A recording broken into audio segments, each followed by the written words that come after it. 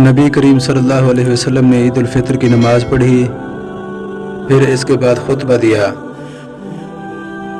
جب آپ خطبہ سے فارغ ہو گئے تو اترے اور عورتوں کی طرف آئے، پھر انہیں نصیحت فرمائی۔ آپ اس وقت حضرت بلال رضی اللہ عنہ کا سہارا لیے ہوئے تھے۔ بلال رضی اللہ عنہ نے اپنا کپڑا پھیلا رکھا تھا جس میں عورتیں صدقہ ڈال رہی تھیں۔ میں نے عطا سے پوچھا، یہ صدقہ فطر دے رہی ہیں؟ انہوں نے کہا، نہیں، وہ صدقے کے طور پر دے رہی ہیں۔ اس وقت عورتیں اپنے چھلے کپڑے میں ڈال رہی تھیں۔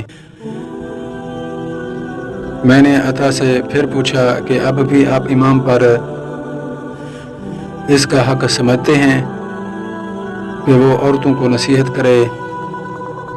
انہوں نے کہا، ہاں، ان پر یہ حق ہے۔ اور کیا وجہ ہے کہ وہ ایسا نہیں کرتے؟